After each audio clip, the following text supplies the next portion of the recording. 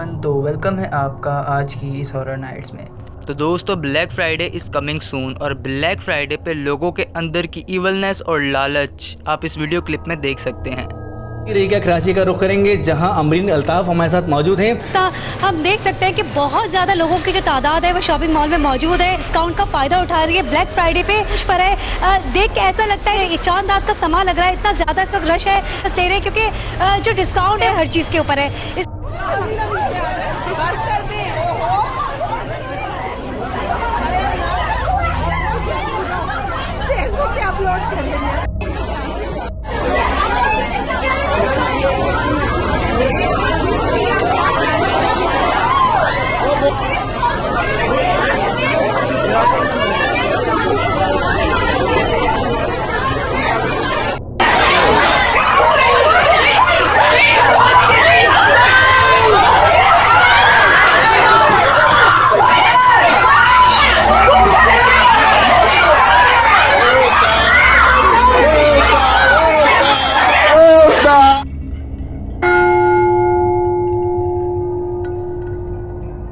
What is black Friday?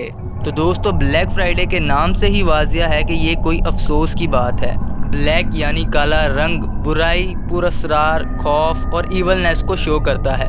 और इस clip में आपको ब्लैक रंग वाली खुसूसियात भी नज़र आई होंगी, जैसा कि इस क्लिप में मौजूद औरतें कपड़ों के लिए पागलों की तरह लड़ रही हैं और ये इंतहाई अफसोसनाक वाक़या है।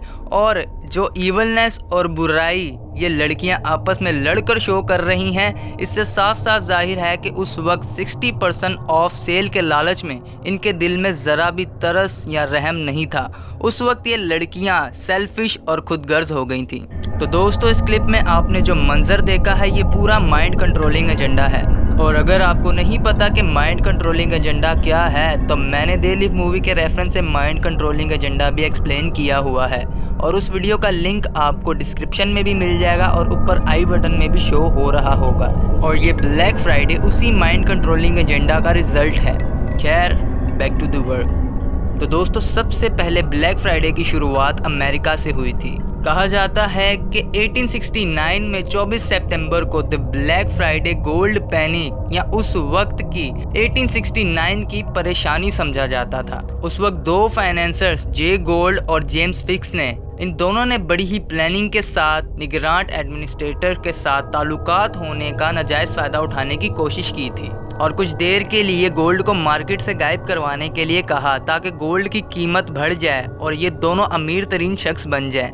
लेकिन जब इस बात का उस वक्त के अमेरिका के सदर ग्रांट को पता चलता है तो ग्रांट ने वजारत खजाना से बात कर पहले से भी ज़्यादा यानी डबल ट्रिपल गोल्ड को मार्केट में भिजवा दिया, जिसकी वजह से गोल्ड की कीमत 70% कम हो गई थी और लोगों ने उस दिन बेशुमार सोना या गोल्ड खरीदा।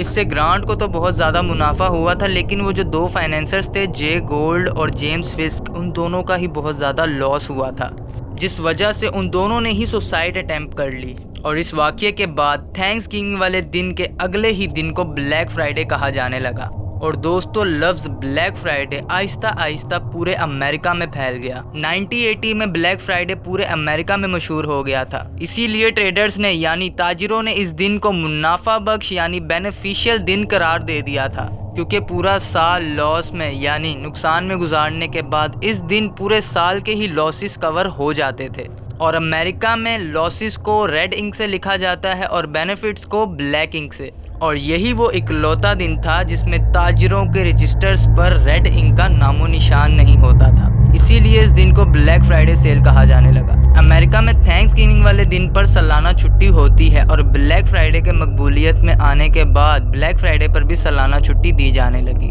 और दोस्तों, थैंक्स गिविंग अमेरिका का कौमी दिन है। ये लोग इस दिन पर फैमिली मेंबर्स के साथ मिलकर खाना खाते हैं और गॉड को थैंक्स बोलते हैं उस अनाज और खाने के लिए जो गॉड ने इन्हें पूरा साल बख्शा। और 1863 में थैंक्स गिविंग वाले दिन को सालाना छुट्टी का करार दिया था इब्राहम लिंकन ने।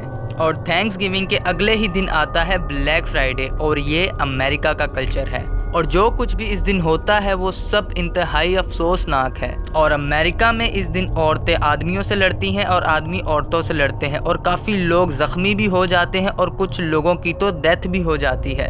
अब अमेरिका के बाद ब्लैक फ्राइडे सेल को पूरी दुनिया में इंट्रोड्यूस करवाया जा रहा है और लोगों को जब पता चलता है कि ब्लैक फ्राइडे सेल लगी हुई है तो लोग अपना आप खो बैठते हैं और उनके अंदर का शैतान बाहर आता है और लड़कियां एक सूट के लिए एक दूसरे के साथ पागलों की तरह लड़ रही हैं। कहाँ है अखलाकियात? लोग ब्लैक फ्राइडे पर इस कदर तक सेल्फिश हो जाते हैं। तो दोस्तों ये करप्ट बिजनेसमैन्स की प्लानिंग होती है जिसमें ये लोग हमें टीवी और मीडिया के ज़रिए हमें दिखाते हैं कि ये लोग 70% या 60% ऑफ दे रहे हैं और हम लोग बिना कुछ सोचे समझे बस चीज़ें ख़रीदने चले जाते हैं और फिर लड़ाई झगड़े करते हैं। और कुछ लोग तो ऐसे भी होते हैं कि जब वो लोग शॉपिंग करके घर आते हैं और अपनी चीज़ें देखते हैं तो वो ये कहते हैं कि मुझे तो भाई इस चीज़ की ज़रूरत ही नहीं थी।